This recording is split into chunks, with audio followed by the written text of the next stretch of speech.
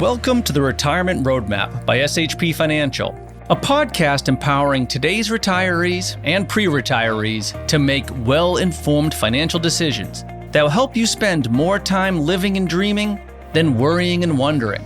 Join me, Matthew Peck, along with my co-hosts, Derek Gregoire and Keith Ellis, as we share actionable financial strategies and insights, as well as interview top thought leaders in the world of finance, accounting, and estate planning. This is all aimed at preparing you for the retirement you've always dreamed of. Our high-quality holistic planning process has helped thousands of families retire and create what we like to call the ripple effect. The Retirement Roadmap is your guide to financial freedom. Are you ready to get started? Let's go. Welcome back, everybody, to another podcast by SHP Financial. I'm the host, Keith Ellis, one of the owners here, and I'm lucky enough to be joined here by attorney Keith McManus from McManus Estate Planning, CapeCodEstatePlanning.com, PlymouthEstatePlanning.com. If you want to find Keith, find out a little bit more about him and his firm. Thanks, Keith, for joining us. My pleasure. I'm so happy to be here. As you know, part of our process here at SHP Financial is we're helping folks, transition from, their working years to their retirement years, or if they're in their retirement years, start to put together a plan to get them to and through their lives. And one part of our planning process is estate planning, which is why we wanted to invite you on the show, because it is a new year. And we want to know, and people out there probably want to know, what should they be looking at for 2023? Mm-hmm. So many of our clients in the past few years have been doing estate reviews, and I think that's a great way to start off any new year, is to look at what you have for an estate plan and to try and evaluate that, see if it's still relevant, see if it's still cutting edge, if it's still up to date. I know part of SHP's process is to make sure you're getting the absolute best advice, and that means current advice. So as the years play out, it's very important to take wills, trusts, other support documents. Same thing for people that own businesses, having a review of their LLC documents, their corporate documents. So reviewing their business and their personal estates, very important. And it's something that's very easy to postpone and overlook. Sometimes we'll have clients, I've been in law practice now since 1996, and sometimes you'll have clients from 5-10 years ago that haven't really looked at their documents. So I'd say probably the first recommendation I'd have is, if it's been more than maybe 3 years, to sit down and review their trusts, wills, and estate plan, even if you think that the family and circumstances haven't changed that much. It's amazing. One, the first thing we usually tell folks to do at the beginning of the year is revisit their budget, revisit their, so you're right, it's about revisiting what you have in place, or the plan that you have in place, to make sure, from your side, the legal side, that everything is up to date. From our side, the number side, that the numbers are still going to carry through.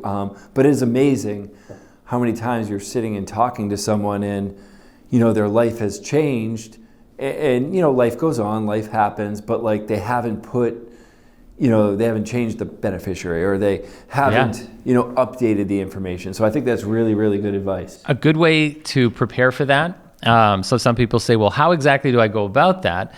There's the obvious part, which is obviously gather the actual documents together and gather the actual estate plan together. Make sure you have those original documents, or that the attorney has the originals. Most of the time with our clients, the clients have the originals.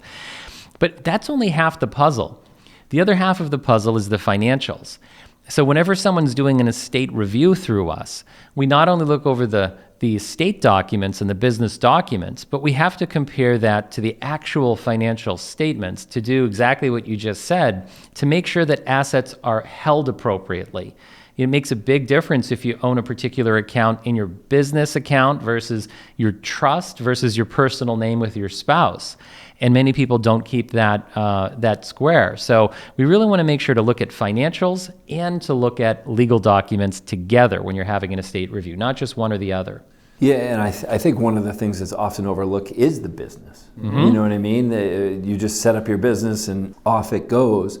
But I also think, if you think of the last 10 plus years, say someone set up an estate plan 4, 5, 7 years ago, their net worth, even with last year's bad market, it is probably escalated quite a bit because of the savings that we've had, or the run-up we've had in the market over the previous 12 to 14 years, plus the value of real estate. So, what are some things that, as your net worth continues to grow, that people should be doing? Is a will sufficient? Or, what type of other planning should they be looking at?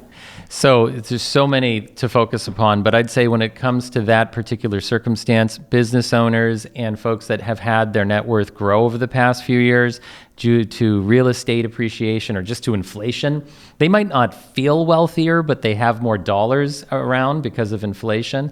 I think one of the most important things to do is to make sure that the trusts and the business structure they have, if they own a business, are appropriately set up and taking advantage of current law. Like, for example, just a quick example, the Tax Cuts and Jobs Act is going to sunset in 2025. Now, from 23 to 25, that's a snap of the fingers, a couple of years to take advantage of some kind of a golden age of estate planning. So people that aren't keeping up to date with this sort of thing might not know that once that sunsets, now these very permissive federal estate tax rules are just going to go away. So we want to take advantage of estate tax laws while we can, and a review is critical for that. Yeah, the federal estate tax law, I mean, a lot of times we're talking about the Massachusetts estate tax law. Yes. And for most folks out there, the federal estate tax law probably doesn't play a major role in where they are. But with the changes, and when that the Tax Cuts and Jobs Act goes away, now it is a little bit more attainable, very more much reachable. And the federal government wants a lot more of your money than the state of Massachusetts, right, Keith? They sure do. So there's a 40% tax on federal estate taxes. Massachusetts is still a very greedy estate tax regime. Now, 2023, we want to keep a very close eye as things develop to make sure that the Massachusetts exemption amounts are appropriately cited in your trust.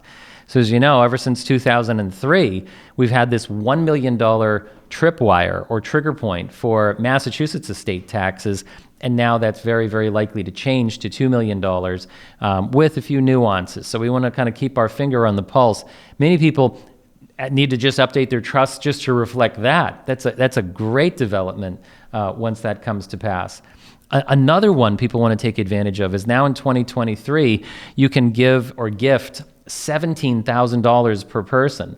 It's kind of funny when people just talk casually. Sometimes they think it's $10,000 or $15,000. It's actually $17,000 for 2023, and that's per donee.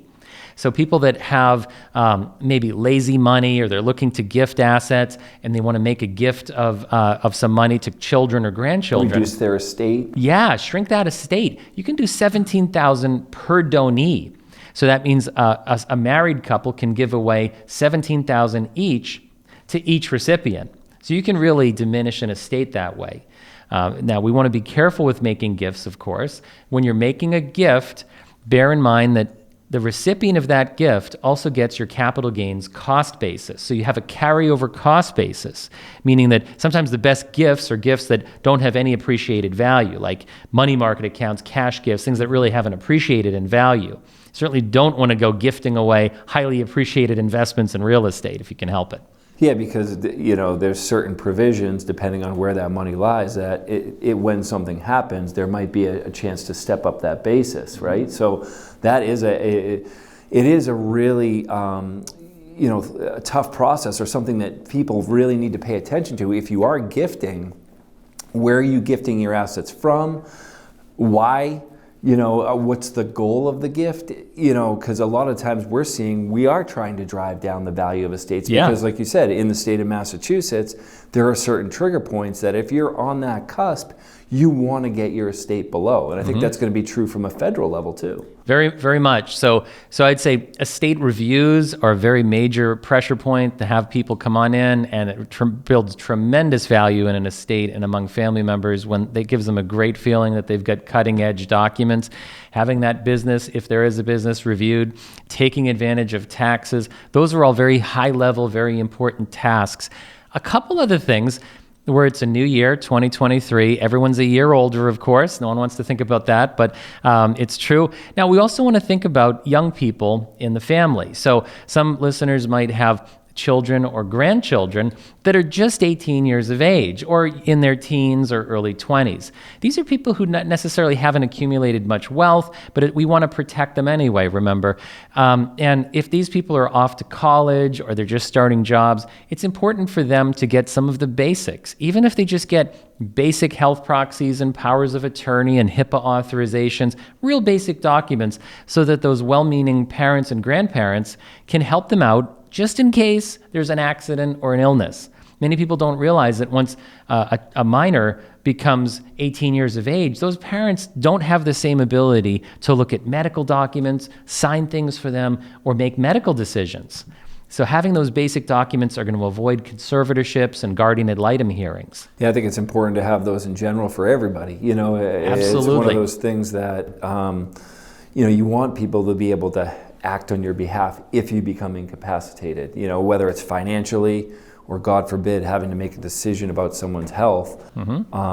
Sadly gone through it in my own family. So, yeah. But we had the proper documentation in place and things, went that direction. So there's also another minor point. We've been talking about some very high-level points. I wanted to give one that's sort of an add-on or something to think about that people can just do on their own. It's kind of fun, but it's important. It gets you into the mindset of estate and legacy planning. That fun mindset that everyone... Right. Well, so did you know that there's a legacy setting on a lot of smartphones and smart devices? That a lot of people now are accumulating a lot of digital content and digital value. They're accessing passwords and things digitally more and more instead of writing them down. And you can also add a legacy contact. So if the owner of that phone dies, that someone else can now access that digital content. So wow, yeah, I didn't even know that. You sure can, yeah. And maybe you want to get a younger person to help out, but on the iPhone, you can do that just by going into your password and security section and adding a legacy contact. So this person can easily now get into the phone and get the content, get passwords and other protected information, whereas otherwise that might not have been possible.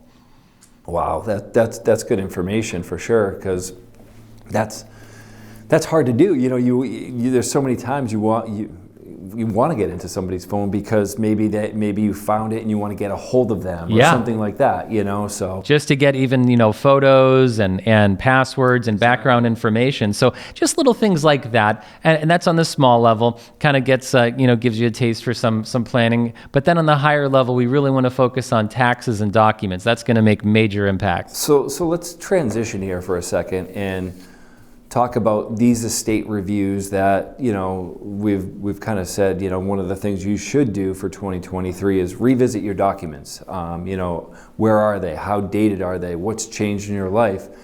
When you're sitting with folks, do you see anyone ever fundamentally change the structure of their trust from maybe revocable to irrevocable? Yes. And why that would happen? Many, many times. And so sometimes you're combining multiple strategies. So sometimes people that have had life changes or changes to their net worth are changing the tax elections in the trust. So this is something that unless you're an estate planning attorney and you know how to read trust, any two trusts might kind of look similar, but they might have completely different tax formulas in it. Okay. Some people are using tax formulas that are completely outdated, that were used 10, 15 years ago, and that aren't going to work very well now. That's not something an average person or a casual read is going to pick up. Your average person is going to look at it and say, well, there's some tax language in here, but I don't know exactly what kind of formula this is.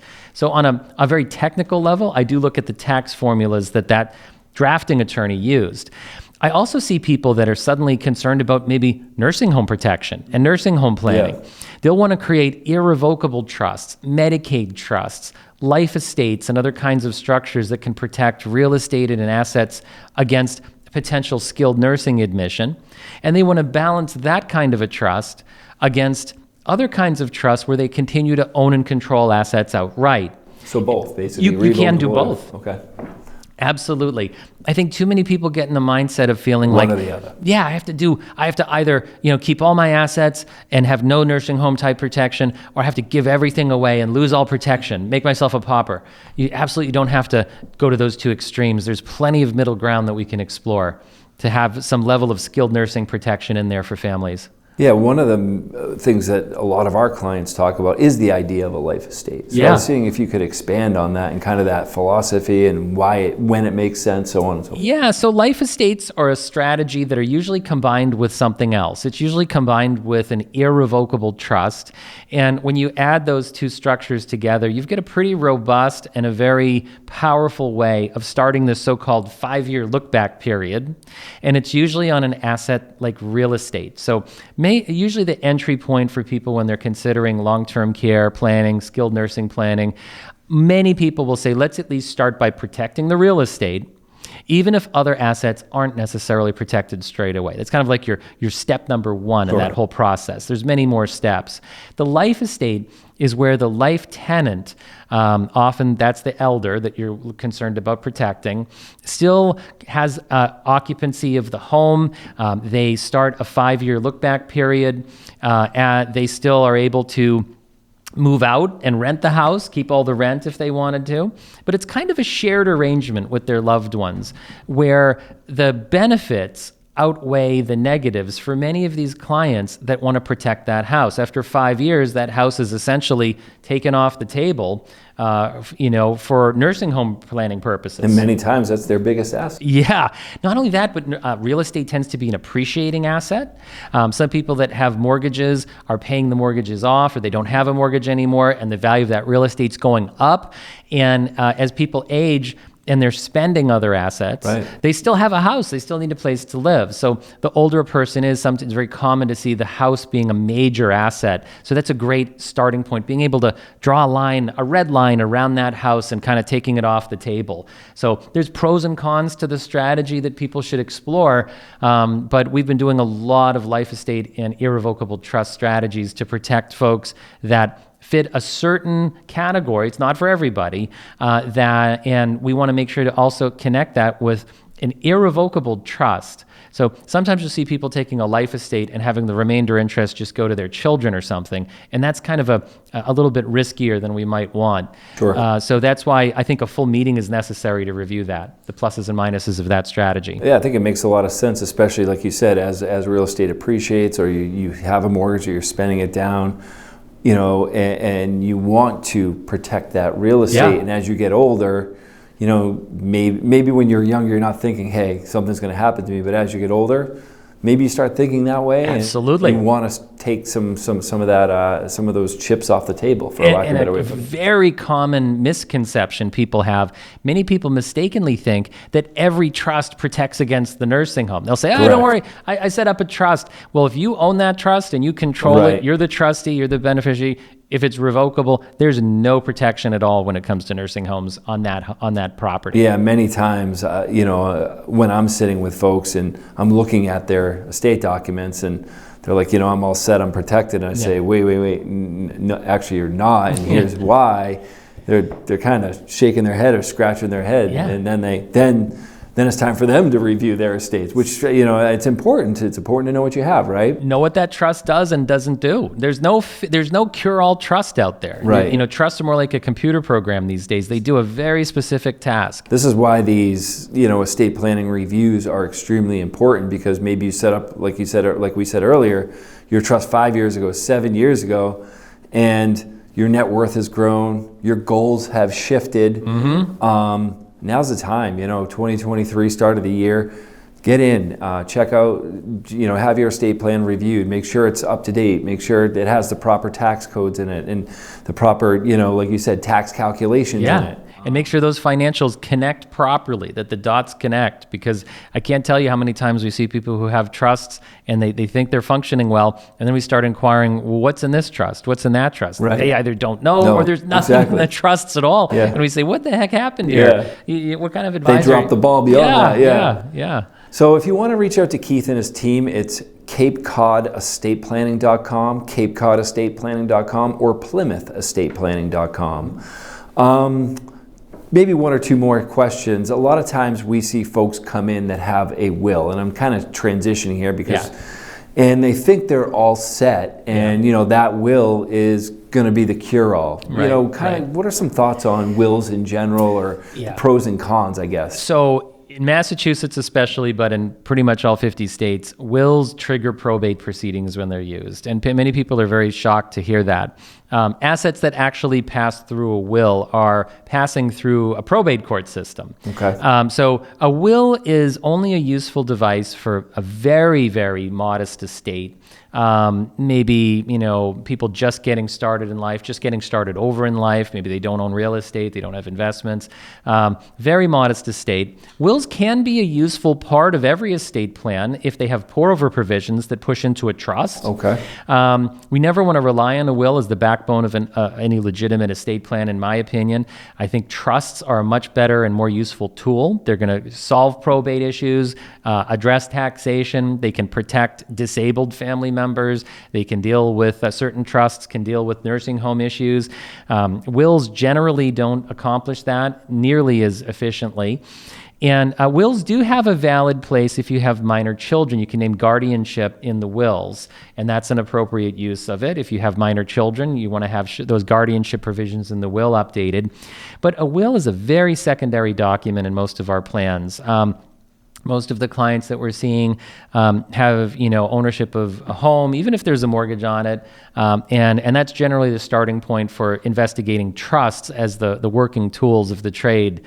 Trusts are, assets that are actually in the trust that have been properly funded. They're going to avoid probate. You can, if the trust is drafted well, you can address that estate taxation and capital gains taxation. You can manage wealth over time for beneficiaries. I mean, the list goes on and on. Trusts are just hands down the way to go for the vast majority of estate plans. Sadly, there's a lot of misinformation about trusts, and a lot of it, people just don't specialize enough in them. So clients never need to be an expert in this stuff. What they should do is, just sit down with an estate planning attorney, whether it's us or the next guys. We represent people all throughout Massachusetts, yep. And happy to have that initial consult or even just a phone call with someone. So as we wrap up here, any final thoughts? Any other quick tidbits for 2023? So it's an exciting time. I think that there's estate planning opportunities, and I get so excited when I talk about estate planning because you see the look on people's faces when they've updated their plans, the look of relief on their face after they've signed things. It's almost like checking that box or crossing that off the list. Oh, yeah. I agree with you, yeah. Yeah, and it's a good feeling. And there's also kind of a bittersweet feeling, eventually people do become unwell, they do pass away. I'm in my 26th year of law practice now, so I've had a lot of clients come and go through the years due to being unwell or they passing away. And you're able to help that surviving family so much. It's really just such an important set of documents to make sure that are up to date, and once someone's unwell or they've already passed away, it's usually too late to do anything, unfortunately. Well, thank you for joining us today. To reach out again to Keith and his team, CapeCodEstatePlanning.com, CapeCodEstatePlanning.com, or PlymouthEstatePlanning.com.